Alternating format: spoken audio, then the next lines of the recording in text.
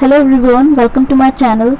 In this video lecture, we will discuss the chapter number 8 from the book Fundamentals of Agriculture, Arun Katyayan Volume 2. And the chapter is Insecticides, and today is the fourth part of this video lecture. Earlier we have already discussed about what are insecticides and their various classification. And in this fourth part we are going to discuss about the synthetic organic insecticides, and in this category we are going to discuss about organophosphates. In earlier part, that is part 3, we have already discussed about the chlorinated hydrocarbons, or we can say that organochlorine insecticide. But today we are going to discuss about organophosphates. But before that, we take a quick revision what we have previously studied. So in previous lectures we have already discussed that what are insecticides, and we have studied about various organic and inorganic groups of insecticides. And in organic groups we have studied natural compounds and synthetic. So in synthetic category we have covered organic chlorines, or we can simply say that chlorinated hydrocarbons और organic chlorines. तो जो chlorinated hydrocarbons थे उसमें हमने जो main जो classification देखा था, सबसे पहले तो उसके स्ट्रक्चर की अगर बात करें तो नाम से इंडिकेट हो रहा है क्लोरीनेटेड, यानी यहाँ पे क्लोरिनेटेड हाइड्रोकार्बन यानी यहाँ पे कार्बन, हाइड्रोजन और Cl यानी क्लोरीन के मॉलिक्यूल्स प्रेजेंट होते हैं. तो यहाँ पे जो हमने डिफरेंट कैटेगरीज डिस्कस करी थी, first one is DDT, that stands for dichloro diphenyl trichloro ethane. So ये फुल फॉर्म होता है DDT का, दैट इज़ वेरी इंपॉर्टेंट. इसके अलावा जो DDT में इंपॉर्टेंट पॉइंट्स जो हमको याद रखने हैं, दैट इज़ DDT का जो फॉर्मूला होता है that is very important, that is C14H9Cl5. Okay, तो that is the formula of DDT, dichloro diphenyl trichloro ethane. उसके बाद यहाँ पे जो इंपॉर्टेंट साइंटिस्ट का कंट्रीब्यूशन है वो देखेंगे तो हमें ध्यान रखना है कि DDT को सबसे पहले सिंथेसाइज करा था ऑथमर जेल्डर ने 1874 में. उसके बाद इसकी इंसेक्टिसाइडल प्रॉपर्टीज़ की स्टडी करी थी पॉल मुलर ने 1939 में. आफ्टर दैट DDT के बाद जो नेक्स्ट क्लासिफिकेशन आता है that is BHC. BHC is also one of the important chlorinated hydrocarbon. BHC stands for benzene hexachloride. और जो बेंजीन हेक्साक्लोराइड होता है इसमें हमको ध्यान रखना है इसकी जो डिस्कवरी करी that is done by Michael Faraday in the year 1825. इसमें क्या होता है, डिफरेंट आइसोमर्स प्रेजेंट होते हैं, और डिफरेंट आइसोमर्स में यहाँ पे जो गामा आइसोमर्स होते हैं वो बहुत ज़्यादा हाईली रिएक्टिव और हाईली टॉक्सिक होता है. Next and the last category of chlorinated hydrocarbon is cyclodiene. तो सबसे पहले था DDT, then BHC, then last one है साइक्लोडाइन. साइक्लोडाइन जो होते हैं ये highly we can say cyclic structure होता है, दैट इज़ वाई यहाँ पे साइक्लो वर्ड यूज हुआ है. Cyclo itself indicate that the structure consist of cyclic. अभी जो साइक्लोडाइन होते हैं इसमें फर्दर हमारे 4 इंपॉर्टेंट इंसेक्टिसाइड्स आते हैं. Cyclodiene consist of chlordane, heptachlor, aldrin and endosulfan. जो क्लोरोडेन होता है इसकी डिस्कवरी करी थी कियन्स एटॉल ने 1945 में. इसका जो स्ट्रक्चर होता है अगर इसकी फॉर्मूला की बात करें दैट इज़ इसमें कार्बन, हाइड्रोजन और Cl यानी क्लोरीन मॉलिक्यूल प्रेजेंट होता है. हेप्टाक्लोर में अगेन CH&Cl प्रेजेंट होता है. Then aldrin also consist same. लेकिन जो इंडोसल्फान होता है जिसको हम कॉमनली जो ट्रेड नेम है that is thiodan. Okay, endosulfan का जो स्ट्रक्चर होता है या इसका जो फॉर्मूला होता है उसमें कार्बन, हाइड्रोजन और क्लोरीन के साथ ऑक्सीजन और सल्फर एटम्स भी प्रेजेंट होते हैं. So it is very important. Endosulfan का जो फॉर्मूला है वहाँ से हमें क्लियर हो रहा है कि इंडोसल्फान में क्लोरीन के साथ साथ सल्फर भी मौजूद है. तो इंडोसल्फान जो है वो क्लोरिनेटेड हाइड्रोकार्बन का भी पार्ट है. इसके अलावा सल्फर कंटेनिंग कंपाउंड्स होते हैं यानी सल्फर कंटेनिंग इंसेक्टिसाइड्स होते हैं, उनका भी एक पार्ट होता है. तो ये इतना हमने क्लोरिनेटेड हाइड्रोकार्बन में डिस्कस कर लिया था. इसके बाद जो आज की वीडियो में हमको पढ़ना है दैट इज़ अबाउट ऑर्गेनोफॉस्फेट्स. लेकिन ऑर्गेनोफॉस्फेट्स को समझने से पहले हम दोनों में अंतर देख लेते हैं कि हमने जो प्रीवियस क्लोरिनेटेड हाइड्रोकार्बन्स पढ़े थे या ऑर्गेनोक्लोरीन्स पढ़े थे वो किस तरह से डिफरेंट हैं ऑर्गेनोफॉस्फेट्स से. So let's see difference between these two. तो जो क्लोरिनेटेड हाइड्रोकार्बन्स होते हैं they are not generally used for agriculture purpose. Starting में जब हमने इसको यूज़ करा था हमने देखा था जैसे DDT जो क्लोरिनेटेड हाइड्रोकार्बन है इनिशियली जब हम इसका यूज़ कर रहे थे तो जनरली यूज़ हो रहा था मॉस्किटो कंट्रोल के लिए, and mosquito is what, it is a vector. Vectors क्या होते हैं? वेक्टर्स जनरली एक तरह का होस्ट या एक ऐसा ऑर्गेनिज्म होता है जो डिसीज़ को स्प्रेड करने के लिए रिस्पॉन्सिबल होता है। तो जैसे मॉस्किटो होते हैं वो बहुत सारी डिसीज़ को स्प्रेड करने के लिए देखे जाते हैं। इसके अलावा जो हाउस फ्लाई होती हैं उनसे बहुत सारी बीमारी फैलती हैं। तो जो बीमारी फैलाने के लिए ऑर्गेनिज्म होते हैं they are referred as vectors. तो जो क्लोरेटेड हाइड्रोकार्बन्स थे वो generally agriculture point of view से नहीं यूज़ हो रहे थे, वो वेक्टर को या डिसीज़ कंट्रोल करने के लिए बहुत ज़्यादा यूज़ हो रहे थे। लेकिन जो ऑर्गेनोफॉस्फेट्स होते हैं ये इनका जो मेनली अगर आप देखेंगे अभी यूज़, तो ये सोली एग्रीकल्चर पर्पज़ के लिए ही यूज़ होते हैं।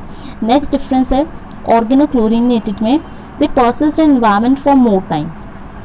तो हमने देखा था क्लोरेटेड हाइड्रोकार्बन्स के जो हमने टाइप्स पढ़े थे उसमें हमने देखा था कि एनवायरनमेंट में बहुत लंबे टाइम तक परसिस्ट रहते हैं। दैट इज़ वाई इसका हम क्या करते हैं, जब भी हम कभी स्प्रे करते हैं क्लोरेटेड हाइड्रोकार्बन्स का, वो एनवायरनमेंट में रहेंगे, यानी उनका रेसिडुअल इफेक्ट होता है, कुछ टाइम तक वो रहते हैं। उसके स्प्रे करने के बाद हम एटलीस्ट 2 to 4 वीक्स या 6 वीक्स के बाद हम हार्वेस्टिंग कर पाते हैं, बिकॉज इतने टाइम के लिए वो प्लांट के पार्ट्स में परसिस्ट करते हैं। सो दैट इज़ वाई हम जो हार्वेस्टिंग करते हैं वो थोड़ी लेट करते हैं। स्प्रे और हार्वेस्ट के बीच में टाइम गैप मेंटेन रहता है, जबकि हम पढ़ेंगे ऑर्गेनोफॉस्फेट में ऐसा कुछ नहीं होता। इनका जो परसिस्टिंग टाइम होता है नेचर में वो बहुत कम होता है। थर्ड डिफरेंस जो है that is organochlorinated are highly toxic to insect and mammals both. वो दोनों में ही टॉक्सिक नेचर शो कर रहे थे। लेकिन जो ऑर्गेनोफॉस्फेट्स होते हैं वो पेस्ट के लिए तो हार्मफुल होते हैं, लेकिन वो एनवायरनमेंट के लिए हार्मफुल नहीं होते। एनवायरनमेंट के लिए हार्मफुल नहीं होते बिकॉज वो एनवायरनमेंट में लॉन्ग टाइम तक परसिस्ट नहीं करते। इसके अलावा जो फोर्थ पॉइंट आता है ऑर्गेनोक्लोरेटेड में that is generally used as pesticides. तो अभी हमने फर्स्ट पॉइंट देखा था ये वेक्टर को कंट्रोल करने के लिए यूज़ होते हैं। तो ये जनरली ब्रॉड स्पेक्ट्रम कैटेगरी होती है जो पेस्टिसाइड्स को कंट्रोल करने के लिए यूज़ होती है। लेकिन जो ऑर्गेनोफॉस्फेट्स हैं ये जनरली हम एग्रीकल्चर सेक्टर में यूज़ करते हैं। बहुत सारे हमारे जो हार्मफुल इंसेक्ट होते हैं उनको कंट्रोल करने के लिए यूज़ हो रहे हैं। दैट इज़ वाई हम बोल सकते हैं कि ऑर्गेनोफॉस्फेट जनरली यूज़ होते हैं इंसेक्टिसाइड के तौर पर, और जो क्लोरेटेड हाइड्रोकार्बन्स थे वो यूज़ होते हैं एज अ पेस्टिसाइड्स।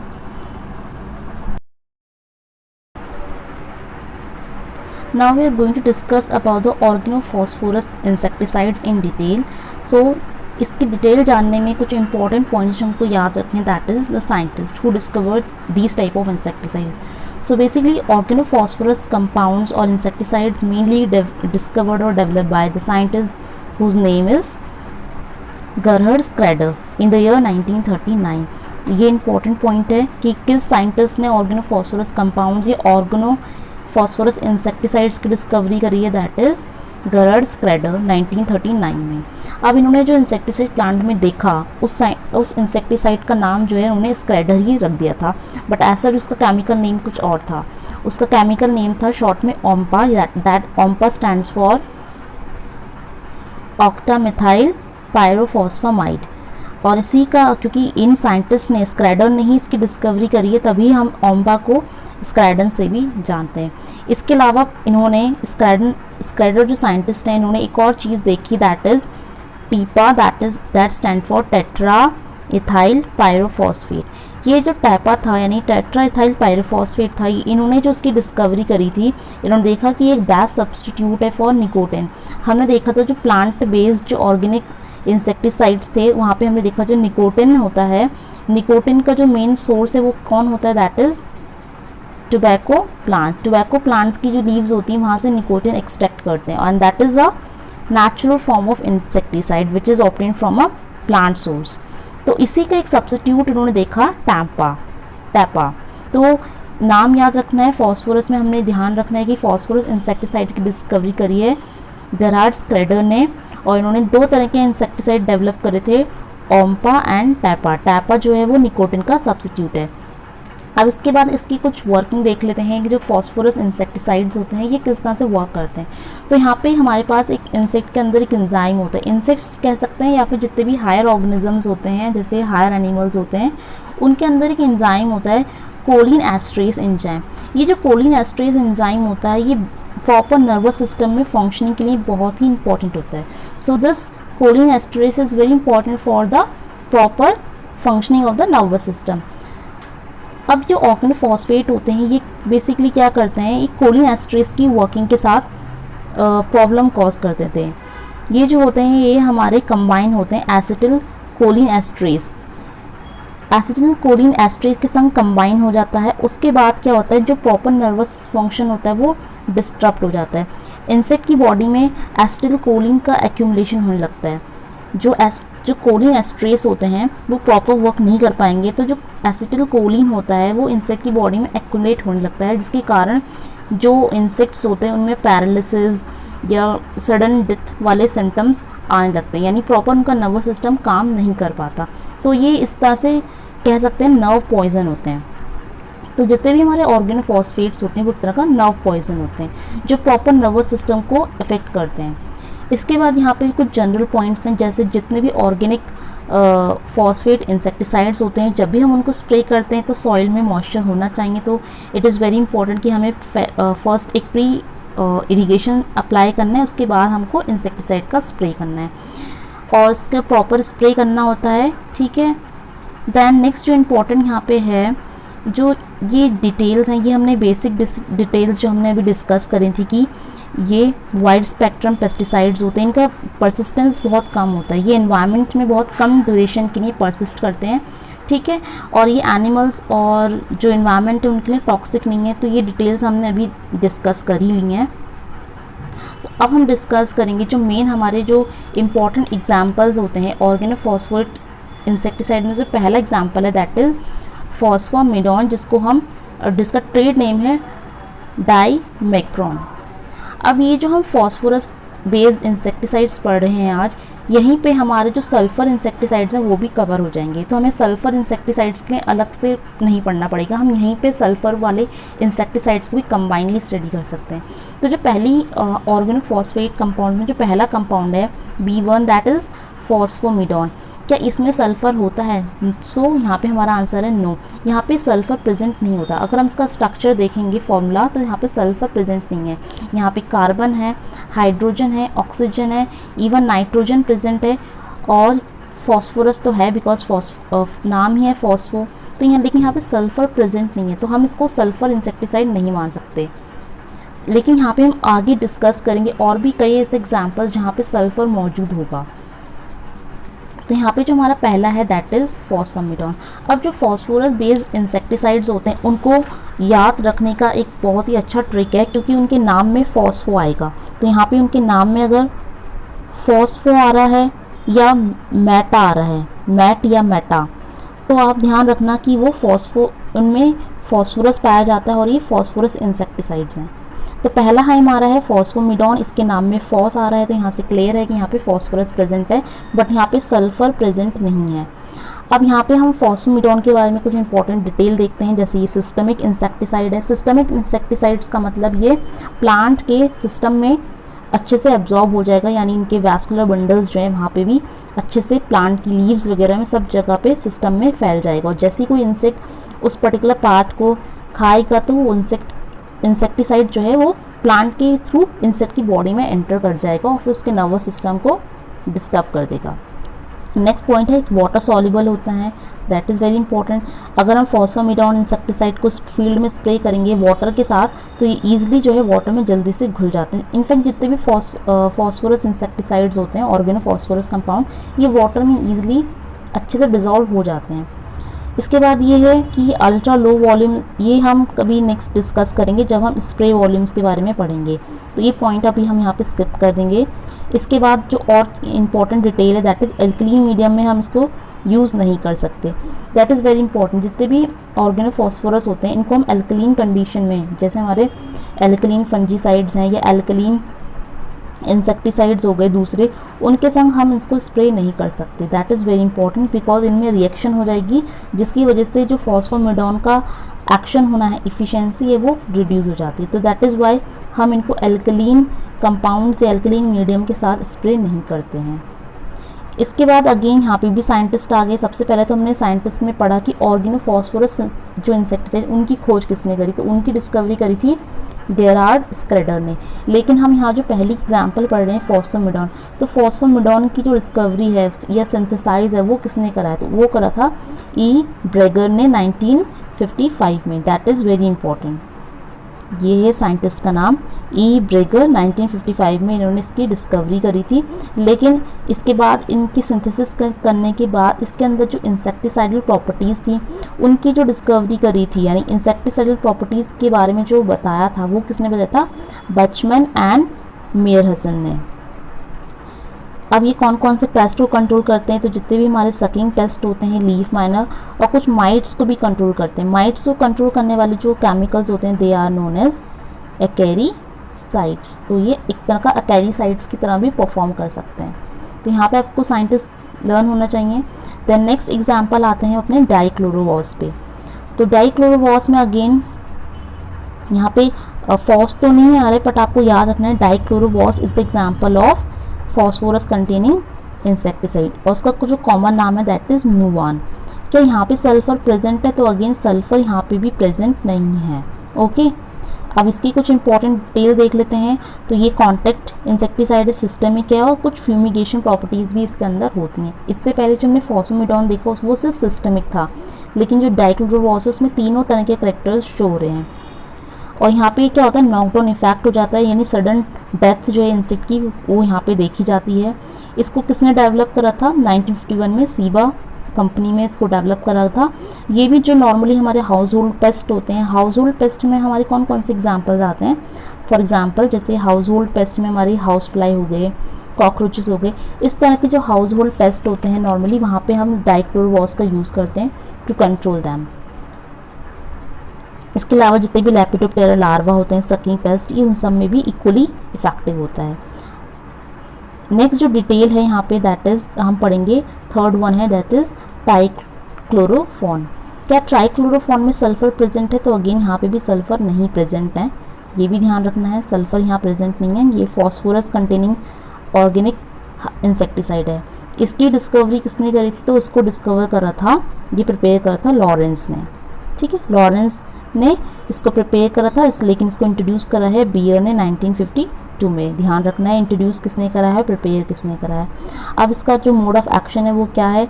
तो जो हमारा ट्राइफॉन है इसमें भी अगेन तीनों तरह के करेक्टर्स शो होते हैं, यानी कॉन्टैक्ट भी है, सिस्टमिक भी है और फ्यूमिगेशन प्रॉपर्टीज़ भी इसमें पाई जाती हैं। जैसे डाइक्लोरोवॉस था सेम वही इसका है। अब यहाँ पे आपको कुछ फॉर्मुलेशंस ध्यान रखनी है।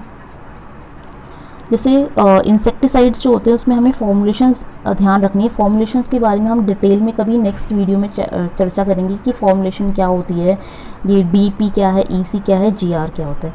तो अभी हमको सिंपली यहाँ पे ध्यान रखना है कि जितने भी इंसेक्टिसाइड्स होते हैं उनकी डिफरेंट फॉर्मुलेशंस प्रेजेंट होती हैं। उनकी फॉर्मुलेशंस भी अगेन 3 टाइप्स के होते हैं, सॉलिड, लिक्विड और गैसियस फॉर्मुलेशन। तो यहाँ पे जो ट्राइक्लोरोफॉस होता है इसको हम जनरली जो यूज़ करते हैं 5% डीपी, यानी डीपी का मतलब होता है हमारा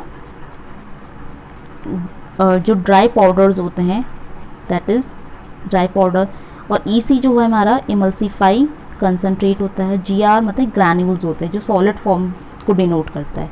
तो इनके बारे में हम कभी नेक्स्ट वीडियो में डिस्कस करेंगे डिटेल में कि फॉर्मुलेशंस क्या है, फॉर्मुलेशंस के टाइप क्या क्या होते हैं। फोर्थ वन है हमारा phosphamidon that is also known as mevinphos. तो यहाँ पे फॉस आ रहा है तो ये आपको ध्यान रखना है कि यहाँ पे फॉस्फोरस प्रेजेंट है, लेकिन यहाँ पे भी अगेन सल्फर जो है वो हमारा प्रेजेंट नहीं है, तो यहाँ पे ध्यान रखना है इसमें सल्फर प्रेजेंट नहीं है। तो फॉस्ड्रीन जो होते हैं इट इज़ ये अगेन यहाँ पे अगर हम बात करें इसके बारे में ज़्यादा डिटेल नहीं है, ये गुड इंसेक्टिसाइड है for controlling sucking and chewing insect. तो सकिंग और चुविंग इंसेक्ट्स को कंट्रोल करने में यूज़ होता है, और ये एल्कलीन मीडियम में ईजिली हम इसको यूज़ नहीं करते, ध्यान रखना है। इसके बारे में ज़्यादा डिटेल नहीं है। अब आते हैं अपने 5th टाइप में। तो 5वां जो है हमारा 5th इज़ मोनोक्रोटोफॉस, और ये बहुत ही इंपॉर्टेंट। अब तक हमने जितने भी फॉस्फोरस कंटेनिंग इंसेक्टिसाइड्स पढ़े हैं उसमें सबसे ज़्यादा इंपॉर्टेंट है, in fact very very important that is monocrotophos. यहाँ से क्वेश्चंस जो बनते हैं वो बन जाते हैं इसके नेम को लेके कि मोनोक्रोटोफॉस का ट्रेड नेम क्या है। तो यहाँ पे ट्रेड नेम है नोवाक्रॉन और कोरोफॉस। तो कोरोफॉस तो ज़्यादा नहीं पूछा जाता, लेकिन नोवाक्रॉन बहुत ज़्यादा इंपॉर्टेंट है। इसकी डिटेल अगर आपको देखनी है तो डिटेल में इसको ध्यान में इतना रखना है कि इसका मोड ऑफ एक्शन कैसा है, that is systemic and contact है। ये एक तरह का एक्रेरीसाइड की तरह भी हम इसको यूज़ करते हैं, यानी माइट्स वगैरह जो होते हैं हमारे माइट्स को कंट्रोल करने के लिए भी यूज़ होता है मोनोक्रोटोफॉस, दैट इज़ वाई ये एक तरह का एक्रेरीसाइड होता है। इसके अलावा हम किन कौन कौन से इंसेक्ट इससे कंट्रोल कर सकते हैं, थ्रिप्स होते हैं, लीफ वॉर्म्स हो गए, लीफ माइनर, चिविंग और सकिंग पेस्ट को कंट्रोल करने के लिए हम इसको यूज़ कर सकते हैं। ठीक है, दैन अगेन इसका जो इंसेक्टिसाइडल प्रॉपर्टीज़ है, आई मीन जो एल्कलीन कंडीशंस में हम इसको यूज़ नहीं कर सकते। तो जितने भी हम फॉस्फोरस इंसेक्टिसाइड पढ़ेंगे वो सब के सब ऑर्गेनिक कंडीशंस में, I mean sorry alkaline conditions में यूज़ नहीं होते हैं। तो मोनोक्रोटोफॉस भी इसके साथ भी यही है कि एल्कलीन कंडीशन में यूज़ नहीं होना है। अब हम आते हैं अपने 6th वन में, दैट इज़ 6th वन है पैराथियन थायोफॉस। तो यहाँ पे भी फॉस आ रहा है, तो याद रखना है कि ये भी हमारा एक फॉस्फोरस कंटेनिंग इंसेक्टिसाइड है। ठीक है, इसको किसने डिस्कवर करा है, तो अभी हमने जो शुरुआत में ऑर्गेनोफॉस्फोरस के साइंटिस्ट पढ़े थे जिन्होंने ऑर्गेनोफॉस्फेट की खोज करी है, स्क्रेडन, उन्होंने ही इसको डिस्कवर करा है। तो ध्यान रखना है, ये भी बहुत ही इंपॉर्टेंट बन जाता है। पैराथियन नाम का जो इंसेक्टिसाइड है, इसकी सबसे पहली डिस्कवरी किसने करी है, स्क्रेडन ने करी है इन द ईयर 1944 में। इसमें इतना ध्यान रखना है। बाकी इसमें कुछ निमेटिसाइड प्रॉपर्टीज़ होती हैं, वो आपको ध्यान रखना है। निमेटिसाइड प्रॉपर्टीज़ का मतलब ये जो हमारे निमेटोड्स होते हैं उनको किल करने के लिए भी यूज़ होते हैं। ठीक है, अब हम नेक्स्ट कैटेगरी में आते हैं। ठीक है, तो हमने पैराथियन तक पढ़ लिया, बट पैराथियन के बारे में एक स्पेशल चीज़ और जो मैं आपको बतानी है, दैट इज़ ये जो पैराथियन नाम का इंसेक्टिसाइड है, इसका अगर हम फॉर्मूला देखें, इसमें कार्बन, हाइड्रोजन, ऑक्सीजन, नाइट्रोजन भी है इनफैक्ट। अब ये पैराथियन है तो इसमें फॉस्फोरस तो होगा क्योंकि फॉस्फोरस कंटेनिंग इंसेक्ट्स पढ़ रहे हैं, बट इसकी स्पेशलिटी ये है कि यहाँ पे सल्फ़र भी प्रेजेंट है। तो आपको ध्यान रखना है, जब भी आप इनको याद करोगे तो आप यहाँ पे मार्क कर लो फॉस्फोरस प्लस सल्फ़र। यहाँ पे फॉस्फोरस भी है और सल्फ़र भी है। तो याद रखना कि ऐसे क्वेश्चन बन सकते हैं कि which of the following insecticide contain both phosphorus and sulphur. तो पैराथियन में सल्फ़र प्रेजेंट होता है। इसके बाद हम 7th में आ जाते हैं, that is methyl parathion. Again यहाँ पे भी हमारा सल्फ़र प्रेजेंट है। अब हम जितने भी इंसेक्टिसाइड पढ़ेंगे ना नीचे, इन सब में फॉस्फोरस के साथ सल्फ़र भी प्रेजेंट होगा। अभी तक जो हमने पैराथियन से पहले पढ़े वहाँ पे सल्फ़र प्रेजेंट नहीं था, बट पैराथियन के बाद जो हम पढ़ेंगे लिस्ट, उसमें सब में सल्फ़र प्रेजेंट होगा। जैसे मिथाइल पैराथियन, इसके स्ट्रक्चर में फॉर्मूला अगर आप देखोगे तो वहाँ पे सल्फ़र प्रेजेंट होता है। तो मिथाइल पैराथियन के बारे में ध्यान रखना है कि ये वाइड रेंज ऑफ पेस्ट को कंट्रोल करने के लिए यूज़ होता है। ठीक है, और इंसेक्ट्स के लिए ये होता है हाईली टॉक्सिक माना जाता है। इंसेक्ट्स के लिए हाईली टॉक्सिक है, ध्यान रखना है ये मिथाइल पैराथियन के बारे में। इसके अलावा इसकी जो फॉर्मुलेशंस हैं वो 2% DP एंड 50% EC यूज़ होता है इसका। दैन मैलाथियन है, तो मैलाथियन के बारे में भी आपको ध्यान रखना है कि अगेन यहाँ पे भी सल्फ़र जो है इसके स्ट्रक्चर में प्रेजेंट होता है मैलाथियन के बारे में। अब मैलाथियन में आपको LD50 डोज याद रखनी होगी। LD50 डोज का मतलब क्या होता है, जब हाफ ऑफ द 50% पॉपुलेशन किल हो जाए। अगर हमको 50% पॉपुलेशन, सपोज ये हमारा सपोज एक फील्ड है हमारा, उसमें हमारे इंसेक्ट्स लग रहे हैं, लेकिन इंसेक्ट की जो 50% पॉपुलेशन है उसको हमें कंट्रोल करना है। तो जिस लेवल पे जितना लेवल लगेगा उसके कंट्रोल करने में, उस लेवल को हम LD50 बोलते हैं, LD50 डोज, यानी 50% पॉपुलेशन को किल करने के लिए जो डोज रिक्वायर होगी दैट इज़ LD50। तो ये मैलाथियन जनरली रैट्स जो होते हैं उनको लिए जो इसकी LD50 वैल्यू है दैट इज़ 2800 मिलीग्राम पर kg। ध्यान रखना है मैलाथियन रैट्स में और जितने भी हमारे रोडेंट्स होते हैं उसमें यूज़ कर सकते हैं। इसके अलावा जो हमारा ये होता है नॉन सिस्टमिक है, ध्यान रखना है नॉन सिस्टमिक होता है। ये इतनी देर से हम सिस्टमिक पढ़ रहे थे, लेकिन मैलाथियन नॉन सिस्टमिक है। कहाँ कहाँ हम मैलाथियन का यूज़ कर सकते हैं, तो मैलाथियन को हम बहुत सारे पेस्ट कंट्रोल में यूज़ करते हैं। Specially we can use it for fruits, vegetable and storage में हम जो पेस्ट देखते हैं स्टोर्ड ग्रेन पेस्ट, वहाँ पे भी हम यूज़ कर सकते हैं। इनफैक्ट जो हमारे पैरासाइट होते हैं, यू कैन सी जो हमारे लाइफ स्टॉक होते हैं, कैटल्स होती हैं, बफेलोज होती हैं, शीप गोट, इनके ऊपर अगर छोटे छोटे पैरासाइट लग जाते हैं, उन पैरासाइट को किल करने के लिए भी मैलाथियन का यूज़ हम कर सकते हैं। बट ऑर्नामेंटल प्लांट्स जो होते हैं, जो हम डेकोरेशन पर्पज़ के लिए यूज़ करते हैं, ऑर्नामेंटल्स, फ्लावर्स वगैरह, वहाँ पे हम मैलाथियन का यूज़ नहीं कर सकते, बिकॉज ऑर्नामेंटल प्लांट्स जो होते हैं वो बहुत ज़्यादा सेंसिटिव होते हैं मैलाथियन के लिए। जैसे ही अगर मैलाथियन में अप्लाई करेंगे तो ऑर्नामेंटल प्लांट्स का जो पूरा का पूरा स्ट्रक्चर है, उनकी मॉर्फोलॉजी वो इफ़ेक्ट हो जाएगी, वो एकदम सूख जाएंगे, डिफॉर्म्ड हो जाएंगे, तो वहाँ पे हम इसको यूज़ नहीं कर सकते हैं। नेक्स्ट जो है हमारी अब इसकी भी जो है यहाँ पे गैप दे रखा है कि 4 दिन का गैप मेंटेन करना होता है स्प्रे और हार्वेस्टिंग के बीच में। तो ये हम शुरू में पढ़ चुके हैं कि जो फॉस्फोरस कंटेनिंग इंसेक्टिसाइड्स होते हैं उनका जो रेसिडुअल इफेक्ट होता है वो बहुत कम होता है। तो यहाँ पे हम स्प्रे के कुछ दिन बाद ही हम उसको हार्वेस्ट कर लेते हैं। यहाँ पे हमको जैसे क्लोरीनेटेड हाइड्रोकार्बन्स में हमको 4 to 6 वीक्स का गैप रखना था, इतने हफ्ते हमको यहाँ वेट नहीं करना है, विद इन 4 days में हम हार्वेस्टिंग कर सकते हैं। नेक्स्ट है हमारा डायाजीनॉन। तो जो डायाजीनॉन है अगेन यहाँ पे भी हमारा सल्फर प्रेजेंट है, ठीक है। इसको किसने खोजा है, इसको जो साइंटिस्ट ने इसको डिस्कवर करा है दैट इज गैसर ने इसको डिस्कवर करा है। ये कॉन्टैक्ट स्टमक और फ्यूमिगेंट एक्शन शो करता है। इसमें तीनों तरह के एक्शन होते हैं, याद रखना है। इनफैक्ट इसमें कुछ निमेटिसाइडल प्रॉपर्टीज़ भी पाई जाती है। कौन कौन से इंसेक्ट्स को किल करने के लिए यूज़ होता है ये, एफिड्स, थ्रिप्स, माइट्स, क्योंकि एक्रेडिसाइड प्रॉपर्टीज़ है तो माइट्स भी यूज़ हो सकते हैं इसमें। और जो हाउस फ्लाई हमारी नॉर्मल हाउस होल्ड पेस्ट है उसको भी कंट्रोल करने के लिए ये अच्छे से यूज़ हो जाता है। इसके अलावा should not be mixed with copper fungicide. Copper fungicides के साथ हम इसको यूज़ नहीं कर सकते, बिकॉज यहाँ पे क्या होगा कि फॉस्फोरस और कॉपर फंजीसाइड्स के बीच में एक ऐसी रिएक्शन होती है जिससे बहुत ज़्यादा हार्मफुल पॉइजनस सब्सटेंस प्रोड्यूस होता है और इसकी इफिशियंसी भी कम हो जाती है। It is harmless for crops but is not harm to tomato and cucumber at low temperature. Low temperature में टमाटर और कुकुम्बर के लिए ये बहुत ज़्यादा हार्मफुल होता है। Next number 10 is dimethoate. Dimethoate का कॉमन जो नाम है, ट्रेड नेम, दैट इज़ रोगर।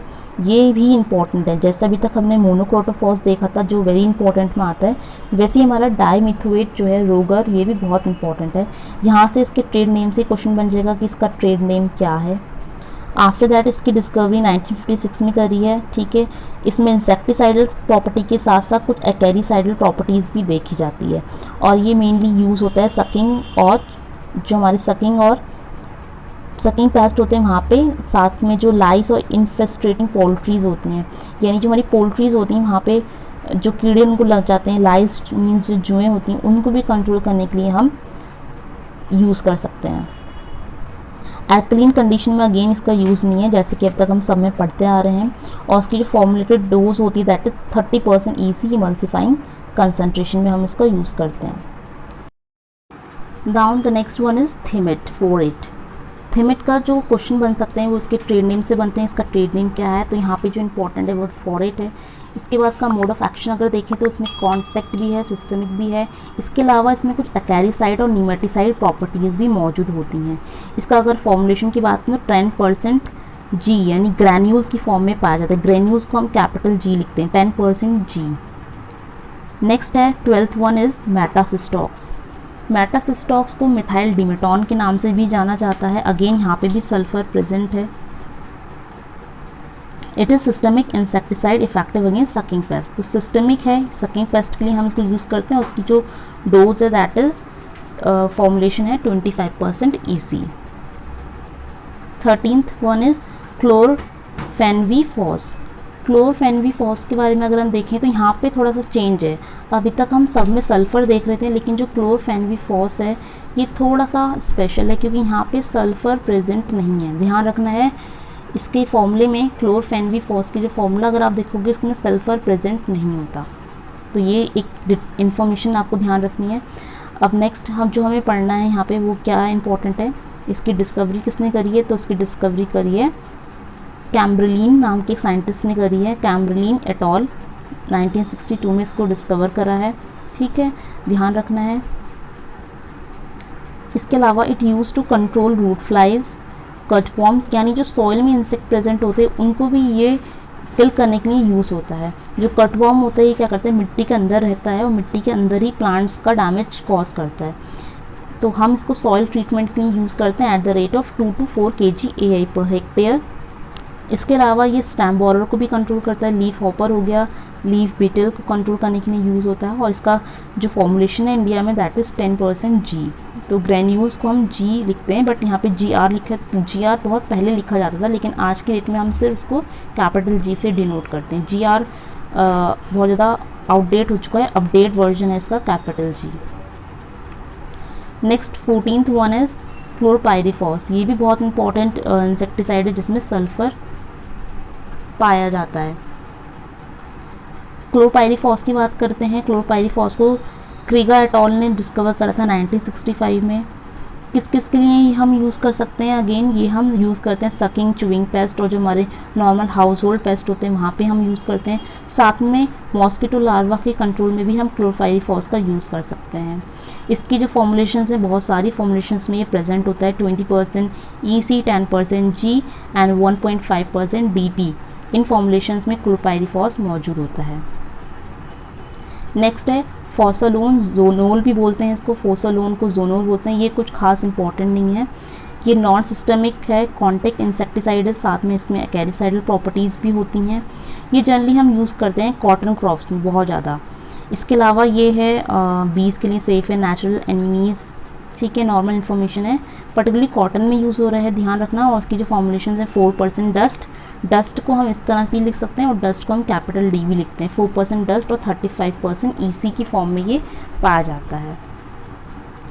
नेक्स्ट है क्यूनलफॉस। तो क्यूनलफॉस में भी फॉस आ रहा है, तो फॉस्फोरस कंटेनिंग इंसेक्टिसाइड है, ठीक है।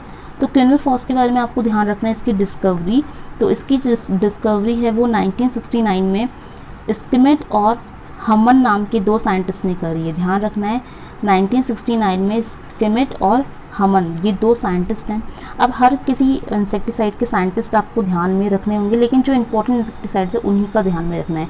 तो क्यूनलफॉस जो है ये बहुत ही इंपॉर्टेंट है। जैसे हमने कुछ देखे, मोनोक्रोटोफॉस हो गया, मेटासिस्टॉक्स, थिमेट, क्यूनलफॉस, ये कुछ इंपॉर्टेंट इंसेक्टिसाइड हैं। इन्हीं का आपको साइंटिस्ट और डिस्कवरीज याद रखनी होगी।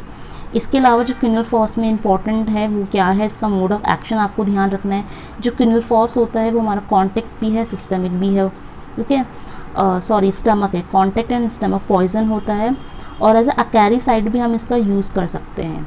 सबसे ज़्यादा ये यूज़ होता है कॉटन और राइस के क्रॉप में, वहाँ पे जो लेपिडोप्टेरस लार्वा होता है उनको कंट्रोल करने के लिए यूज़ होता है। इसकी फॉर्मुलेशंस आप देख सकते हैं 25% EC, 5% ग्रैन्यूल्स यानी कैपिटल G और 1.5% डस्ट की फॉर्म में ये प्रेजेंट होता है।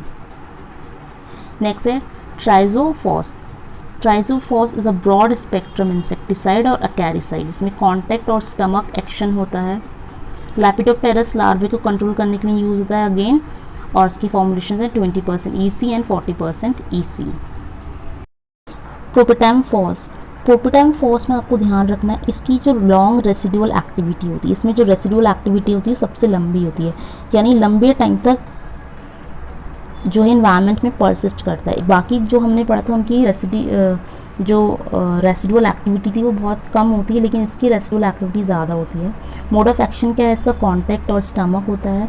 Effective for house hold and public health paste. ध्यान रखना है हाउस होल्ड और जो पब्लिक हेल्थ पेस्ट होते हैं उनके लिए यूज़ होते हैं। पब्लिक हेल्थ में जैसे cockroach, flies, mosquitoes, cloth moth, ants, इन सब इंसेक्टिसाइड, इवन जो एक्टोपैरासाइट्स होते हैं यानी जो बाहर जो हमारी बॉडी के बाहर पेस्टिसाइड्स होते हैं, लाइस जो होती हैं, टिक्स जो होते हैं हमारे जैसे एनिमल्स होते हैं ना, डॉग्स, कैट्स, इनके ऊपर टिक्स लग जाते हैं, पिस्सू जिसको बोलते हैं। इसके अलावा जो माइट्स होते हैं इनको कंट्रोल करने के लिए नॉर्मल जो हाउस होल्ड पेस्ट होते हैं उनके लिए हम यूज़ करते हैं ये वाला इंसेक्टिसाइड्स, ठीक है। इसकी जो फॉर्मुलेशंस हैं आप देख सकते हैं 20% EC एंड 1% स्प्रे हम इसका यूज़ करते हैं। तो 25% EC आपको ध्यान रखना है इस इंसेक्टिसाइड्स के लिए। बाकी जो सल्फर कंटेनिंग इंसेक्टिसाइड है वो भी हमारे क्लियर हो चुके हैं। ये जो हमने लास्ट इंसेक्टिसाइड पढ़ा है प्रोपिटेमफॉस, यहाँ पे भी सल्फर प्रेजेंट होता है, ठीक है। अब एक बार हम सल्फर कंटेनिंग इंसेक्टिसाइड में डिटेल में, अगर हम डिटेल नहीं पढ़नी है लेकिन हमके सिर्फ एग्जांपल देखने हैं, तो अब ध्यान से देखना इसके एग्जांपल। अभी जो हमने फॉस्फोरस कंटेनिंग इंसेक्टिसाइड्स पढ़े हैं वही सेम यहाँ पे भी मौजूद हैं, जैसे मेटासिस्टॉक्स, रोगर, मेलाथियोन, पैराथियोन, मिथाइल पैराथियोन, डाइमेटोन, प्रोपिटेमफॉस, फेनिलट्रोथियोन। फेनिलट्रोथियोन ये जो था ये ध्यान रखना है, ये हमने फॉस्फोरस में नहीं पढ़ा है ऊपर, अभी फेनिलट्रोथियोन नहीं पढ़ा था, लेकिन ये जो फेनिट्रोथियोन है इसमें फॉस्फोरस भी प्रेजेंट होता है। ध्यान रखना फॉस्फोरस भी है उसमें, सल्फर भी प्रेजेंट है, तो ये थोड़ा सा ध्यान रखना है आपको। देन नेक्स्ट वन है डाइजिनॉन, कॉमाफॉस। कॉमाफॉस हमने ऊपर नहीं पढ़ा फॉस्फोरस में, लेकिन यहाँ पे भी ध्यान रखना है कॉमाफॉस में फॉस्फोरस भी प्रेजेंट है और सल्फर भी प्रेजेंट है। इसके बाद 4,8 इंडोसल्फान। इंडोसल्फान अगर आपको ध्यान होगा, अभी स्टार्टिंग में मैंने आपको बताया था हमने क्लोरिनेटेड हाइड्रोकार्बन्स पढ़े थे। क्लोरिनेटेड हाइड्रोकार्बन्स के अंदर हमने साइक्लोडाइन में पढ़ा था इंडोसल्फान। इंडोसल्फान का अगर आपको फॉर्मूला नहीं भी याद है नो प्रॉब्लम, लेकिन आपको ध्यान रखना है इंडोसल्फान में सल्फर पाया जाता है और साथ में क्लोरीन हाइड्रोकार्बन का पार्ट है तो इसमें क्लोरीन भी पाया जाता है, लेकिन इसमें फॉस्फोरस नहीं पाया जाता। अगर आपको ध्यान रखना है इंडोसल्फान में फॉस्फोरस नहीं पाया जाता। सल्फर है यस, क्लोरीन है यस, लेकिन there is no phosphorus in endosulfan. इसके अलावा क्लोरोपाइरीफॉस में फॉस्फोरस है, सल्फर है, फॉस्फोनॉल, क्यूनिलफॉस एंड ट्राइजनोफॉस। तो ये कुछ हमारे इंसेक्टिसाइड्स थे जिसमें फॉस्फोरस भी प्रेजेंट है और सल्फर भी प्रेजेंट है, लेकिन इंडोसल्फान जो है इसमें हमारा सल्फर और क्लोरीन प्रेजेंट है। तो ये थे हमारे आज की वीडियो में कुछ important organophosphates or sulfur containing insecticides. In the next part of the chapter we will discuss about carbamate insecticides.